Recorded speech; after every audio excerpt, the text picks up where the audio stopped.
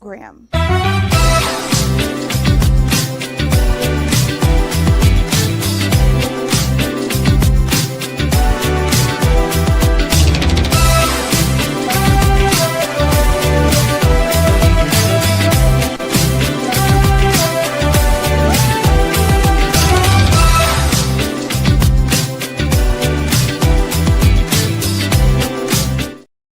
Hey, family, thank you so much for joining us on today. This is the Cam Hill Show, and I'm Dr. Cam Hill. And on today, we have Tahir Charles with us. He's going to be talking about street lights in the community, and this community is Brunswick Meadows. Hello, sir. Let's talk. Hello. It's more than Brunswick Meadows. It's the entire district. Okay, and we'll talk about that. Let's discuss the area and things, and let's just start off, first of all, street lights in this community. Let's go back a little bit so people can kind of understand where we're at and what the issue is, okay? All right, sounds good. Okay, let's just talk about it. You go ahead and get started on what the issue is and how long it's been. I don't think people understand the length of time. Yeah, I've been here almost 17 years, so it's been dark for 17 years. And I hate to say, to a certain degree, you almost get nose blind to a situation. Scott was opened up a few years back, and so we have a high volume of traffic to come through. But it hasn't dawned on anybody, hey, we need streetlights, and we're kind of selling ourselves short because we need sidewalks as well. So I was elected November 2022 to the Mud Board, and I made it one of my projects to figure out what's going on, who has the authority to get these streetlights. Get these streetlights around here. So this campaign started in February 2023, because some things people will say is, well, it doesn't happen overnight. But I also understand it does not take 3 years to have something as important as streetlights and sidewalks put in their community on main streets such as Cullen, Scott, and Furman Road. I would think these would be basic pillars of a community, streetlights. Absolutely. We're not asking for beautification. We're not asking for any elaborate park, swimming pool, facility, amphitheater. Well, we're asking for streetlights. Right. I agree with that. In looking at this message and just following you all of these years, it hasn't changed. Why has that not changed? I can't answer that question. I can't answer the heart and the integrity of the commissioner and what he wants to do. But what I can say, we are still living in unsafe conditions. Dr. Hill, have you ever went deer hunting? Yes. All right. When you go to your stand, you want to get there about 3 or 4 in the morning, depending upon how serious you are. Right. And you know how when you're walking through the woods and whatnot, how dark it is going down those old country roads? I guarantee you, if you walk down Scott, Cullen, or Furman Road, or go to your deer stand at 4 or 5 in the morning, you couldn't tell where you were. Right. Because they all look the same. Now, we were talking about earlier about the issue of the fact that the commissioner, speaking of Harris County, not just the commissioner, but Harris County, that's where the funding is. It's not just people are asking me or telling me, why is not Houston or TxDOT? Is that part of it? Houston, no, we're not a part of the city of Houston. Okay. Now the road has been Rodney Ellis saying, and I'm going to answer your question with this statement. Okay. The road of this 3-year journey has been, like I said, it started in writing, so nobody can say that they didn't know, they weren't aware of it. This journey started in writing. So with that being said, it started off with Rodney Ellis saying he's not paying for anything. He feels he shouldn't have to pay for anything. Then as months went by, as we kept on knocking on the door, it turned into, all right, we'll pay half. And y'all pay the monthly maintenance fees. And then so we talked to our constituents about that, and they said, why is that? It sounds like we're being double taxed, because WCID 89 is taxing us and Harris County is taxing us as well. So how come we can't receive the services with our first set of taxes? Why are we paying taxes? Right. So that deal's on the table. My residents were very clear. They said, no, we do not want to enter into an agreement where we pay half, Rodney pays the other half, and we pay the monthly maintenance fee. Then we hit another stalemate.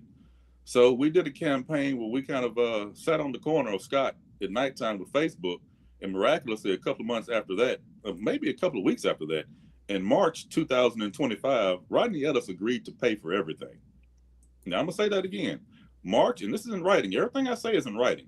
March 2025, Rodney Ellis's office agreed to pay for all the street lights. He And agreed to this pay. was last year. Yes, March 2025. In addition to that, they said, when I say they, his community liaison in writing indicated that our struggle, our research has helped them develop and initiate a street lighting program where now other communities can apply for street lights.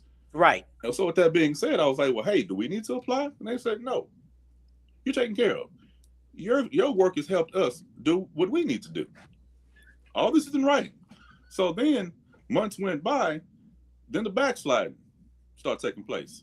Well, we're not going to pay for Scott, and we're not going to pay for Cullen. Cullen is under the auspices of TxDOT. So with that being said, I have to go back to the beginning of this journey and say, well, you know what? If TxDOT has control of Cullen, how did you try to enter into a legal agreement with us if you never had jurisdiction? Red flags just kind of start going up. So I said, okay, I'll go ahead and I'll take the road. I'll initiate contact with TxDOT. And TxDOT finally told us we didn't qualify for them to pay for streetlights. And so I challenged them on the matrix. And it took literally 3 to 4 months for them to really come back and get a response from TxDOT. And they clearly did not identify why we did not qualify. So my response to them was, at this point, how many people have to die before this is the litmus test for this community to receive streetlights? Right. And let's be clear, TxDOT is because of the Beltway. Is that right? The Beltway being there? I can't answer that question. TxDOT has jurisdiction in writing for what we're told over Cullen. Okay. So I went through the protocol. So with this being a decision in Austin now, I reached out to Dr. Alma Allen a few times. And it took a while for me to get back in contact with her. And this was just me. And she asked me 2 specific questions. What do I want? Right. And I told her I want her to advocate to TxDOT to see why we don't qualify and what needs to happen so we can. 2, I told her I need her to talk to her friend, Rodney Ellis, to figure out why he won't provide streetlights for Scott and Cullen. Because what gets me is everybody say they from the hood, but when it's time to do something for the hood, you can't find them. Right. Something's not right. So then the story, we're still trying to go. We're still trying to be diplomatic and get things done. But I ride down the street and see a Taj Mahal of a park, seeing that Rodney Ellis's office has spent $18.8 million plus on a park, on an observation deck, honoring Dr. Alma Allen, honoring Al Green.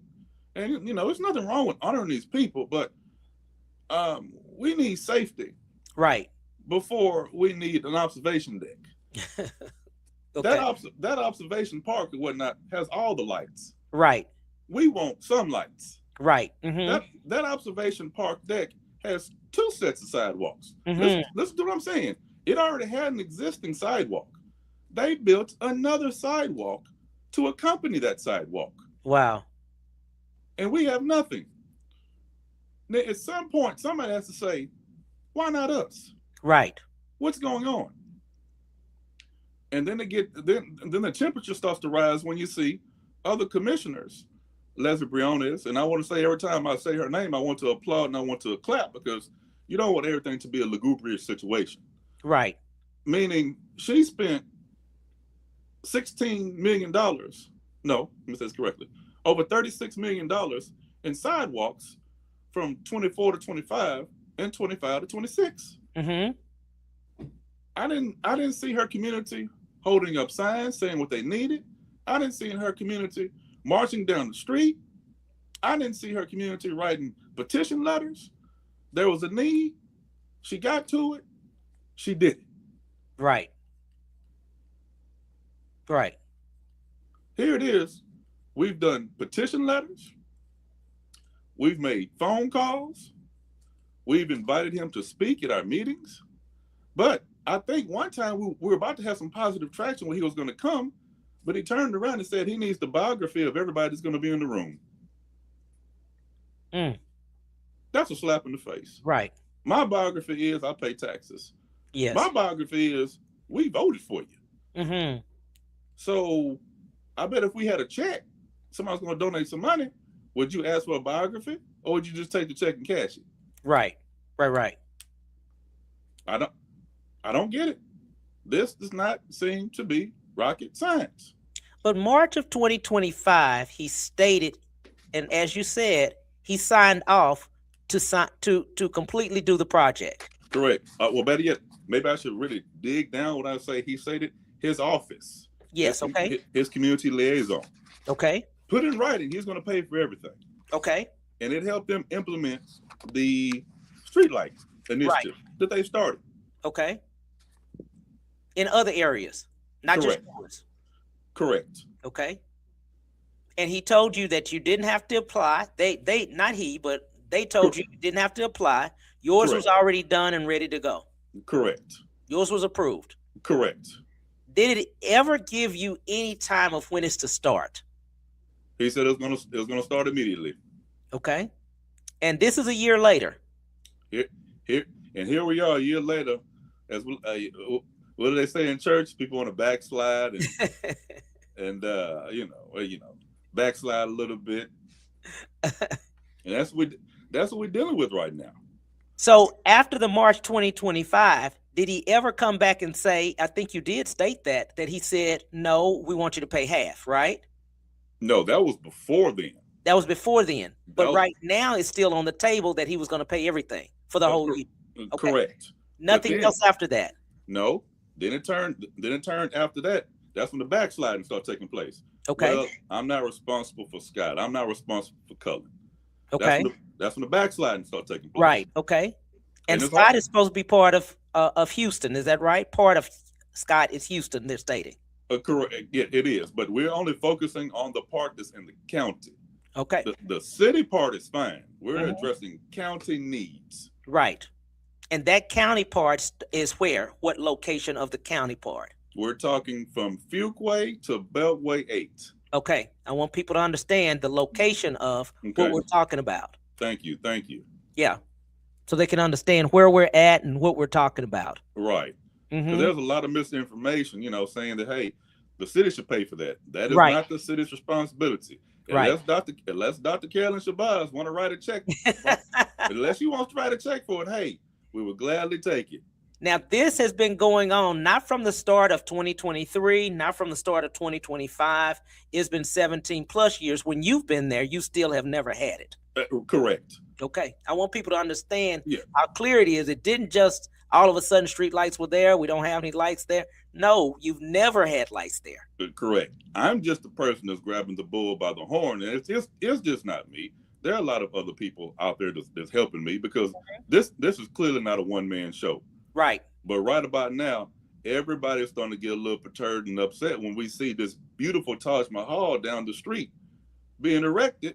Right. They have all the lights. We need some lights. They got 2 sets of sidewalks. We have no sets. Right. Something not right. And recently you just did a march or walk, and you showed very clearly how dark it was. I even saw it on the news how dark it was. When they turn off all the lights, I mean, it's pitch black. Absolutely. And not only that, this is a picture right here. Everybody, it's just safety, not for us, but for our constables. And Commissioner Court knows this. Right. I've taken this picture. We've sent a letter. Yes. To them. Yes. So what this picture is showing, the constables could not do their jobs. Right. We had to, members of the district had to pull over and shine their lights so the constables could see. Let that set in.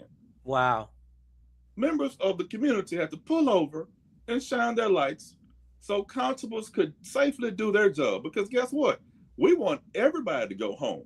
Right. We want the person that was perhaps speeding when they get their ticket. We want them to go home safe. We want the constable to go home safe. We want everybody to go home safe. And but with that even being said, it seems like the constable would have said something, would have said, hey, it's too dark down there. They're aware because Rodney Ellis's office has these letters presented to them June 2023. Mm-hmm. Like I said, this is nothing overnight. Right. It's like this, the character and content of a man's heart. If you want to do something, you would do it. Yeah. Period, point blank. Mm-hmm. Now, we're trying to be proactive. I don't want anybody to die. Right. I don't want anybody to get hit. Yes. But I hate to say it, I don't want to go by he says, she says, but it seems like this person only likes they seem to only cater to things that deal with bikes. Everybody in Houston is not riding a bicycle. Right. Everybody's not riding a bicycle to work. Right. We got grannies and papaws that can't walk down the street. Elderly grannies and papaws that can't walk down the street to the gas station. Why? Because there is no sidewalk. Right. God forbid you do it at nighttime. You saw the march. Right. I did. I saw the march. I really did. So what is it? What is it going to take? And then based on the time when you're going, say for instance, somebody does go down the street at 6 or so, you can get caught coming back, trying to go back home. It'll be dark. Yeah. We did that march. We started at 7:30. Yes. 7:30 p.m. And once again, it's like I'm going to my deer stand in Cuero, Texas. Yes. Down a little dark country road. If you close your eyes for a moment and look down the street, you'll be like, oh, am I in Cuero? Oh, no, I'm down Scott Street. Right. I saw it. But I guess the funny question is, everybody asks me, why am I so adamant about it? The question need to be, why is Rodney Ellis so adamant about not providing safety and providing the observation deck? Right. Now, when you went to, did you go to one of the meetings that they had, or their city council meeting? I mean, the Commissioner's Court. Yes. Court. And in front of everybody, not just Commissioner Ellis, but Hidalgo and all of them, what was their stance on this? We're gonna see what we can do. And I haven't saw, kind of heard anything following up from that. Right. Mm-hmm. Because I make it clear, whenever I do something, I put my personal cell phone number on there. Right. You can call me or text me at any time you want. Mm-hmm. But then again, maybe that might have been a little callous for them to say, hey, you know what? Go ahead and do that. Maybe that's why we got that letter, March 2025, that he's going to pay for everything. But some way, somehow, it all backed away. I'm just like you. I would just say for something tragic to happen, because that's what it's like. And then when something tragic happens, everybody's going to be out there with a candlelight vigil, right? Holding press conferences. Yes, it's going to be terrible. How about we prevent something from happening? Right. Absolutely. I agree with that. And even with the home association that you have in there, because you're on the water board, the water board, right? Correct. Okay. But the home association, what is their stance? What are they doing? I cannot speak for them. I mean, they're definitely in support of what I'm doing. Right. So anytime I need to get some literature out to the neighbors and whatnot, mm-hmm. they're definitely publishing that. And right. it's just not our HOA. Our district is comprised of 5 neighborhoods. Right. And it affects us all. And think about 5 neighborhoods of how many houses is that? Roughly 2,700 houses, businesses, and you also have people going from our neighborhood back into the city. People waking up early in the morning from Cullen and all those, not Cullen, but from Pearland and whatnot. Yeah. Taking Scott and Cullen into the city. Mm-hmm. It's dark. And people need to understand how serious it is when you say 2,700 houses. Correct. Plus. Okay, family members. Plus. Right. Plus, not just your area, but plus. So I'm sorry. Go ahead. No, I'm dumbfounded at how long this process is. I would never expect an elected official, an elected employee, because that's what we are. Last I checked, we work for the people. Yes. The people don't work for us. Uh-huh. I wouldn't think it'd be that hard to say, hey, before I talk to you guys, let me see your background. I need a biography of who you are. I'm a human. Mm-hmm. I Mm-hmm. pay taxes. Mm-hmm. When it's election time, you run to my churches. Whenever we have a church party or a picnic, you want to be outside doing the Harlem Shuffle with us. You want to be outside eating a barbecue sandwich with us. Right. So now that we need to talk to you, we need to provide a biography. Mm-hmm. Make that make sense. Do those in the Galleria area, do they have to produce biographies? Right. Or do they just make a phone call and get things done? Mm-hmm. I don't know. Because this was back in the day that I remember they talking about call 311. Okay. Remember, it was 311 constantly. That was a big thing. If you have any issues or if you need something, call 311. Mm-hmm. Mm-hmm. Not anymore. Well, they have some sort of system, like if you need your ditch cleared, and Yeah. I've used it a couple times. If there's a problem with the road, Mm-hmm. I've used it, and we had one event where there was a manhole just uncovered Mm. in the medium. I don't know what it was. By the grace of God, I was driving. I just happened to look over. I was like, "That's a manhole. It's uncovered. And it's uncovered. It's uncovered." So I automatically thought, I can't have kids walk by this. Right. And this was in the medium of Scott. Wow. So I drove on the medium, and I'm a good old country boy. I roll around with tools in the back of my truck, and I got cones and caution tape and all that stuff, and Uh-huh. I made a makeshift barrier. Uh-huh. I did the best I could. Yeah. And I called the I want to say the landscaping person for Rodney Ellis. At that point, I knew him personally because we were just getting a good relationship. We're getting our ditches clean. I was like, "Hey, man, look at this picture." Right. And got on Facebook. Probably got on Facebook first to try to really get some help to warn the community stay away from this. Right. And we'll give that landscaping department some credit. They got Johnny on the spot. Mm. But what gets me is somebody had to see that. Right. Right. Some staff member was cutting the yard. And it never dawned on them, hey, there's an open manhole. Children could fall in. Mm-hmm. Mm-hmm. What's the next step after this? What is the, because I noticed you have been on the news, you have been rallying, you've had your signs, you've had everything. Where's our sign? Got a sign over there? I honestly don't. I normally wear it after I come from Bible study when I go to the living room. Right. I had posted it earlier. I'm telling you, you have been really the cheerleader of all of this and really been pushing. And if I don't, who will? But to answer your question, the next step is we're organizing we're going to call it a Get on the Bus tour. Okay. We're going to get on the bus and we're going down to see our commissioners. Yeah. Because after a certain degree, maybe they used to hearing old Tahir talk. Mm-hmm. Maybe they used to hearing old Tahir talk. Mm-hmm. But they won't be used to hearing 100 senior citizens talk. Right. They won't be used to that. Mm-hmm. So that's what we're going to do next. And there's something else we have planned, but I'm going to keep that on the wrap right now. Okay, that sounds so good. Yeah. What would you like to leave with the viewers? What just lay it all out. We've got time. Stand with us. Mm-hmm. Meaning, just because it's not affecting you right now, when something happens to you, you're going to be looking for supporters. Yes. We have to learn how to stand with one another. That's the first thing. Mm-hmm. The second thing is call Rodney Ellis. When you see him at these picnics and churches, up there doing the high five and riding around on his bicycle with his biking outfits, say, hey man, what's up with Scott Cullen Furman Road? They've been trying to get streetlights for 3+ years. Ask them a question. Number 3, hold your elected employees accountable. We work for y'all. It's not the other way around. Safety is always first.